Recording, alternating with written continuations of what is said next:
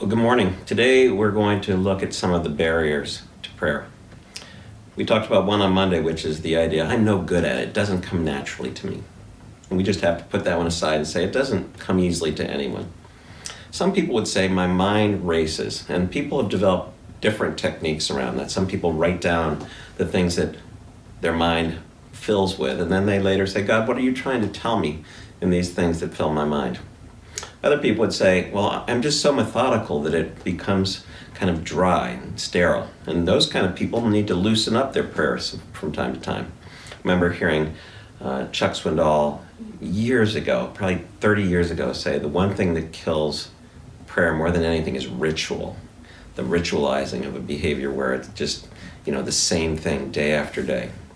For some people, they say, I'm so not organized, but so disorganized, and that person may need to, from time to time, use a more formulaic approach like ACTS, adoration, confession, thanksgiving, and supplication. Here's a quote from this chapter, the second reading on prayer, that I'd like you to hear. It's from Augustine, great church father, and he said this: "We are talking about God. What wonder is it that you do not understand? If you do understand, then it is not God." And that really goes to this point of, we will never understand God in all of his ways.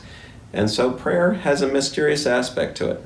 So whatever the barriers are for you, you say, I'm just not disciplined enough.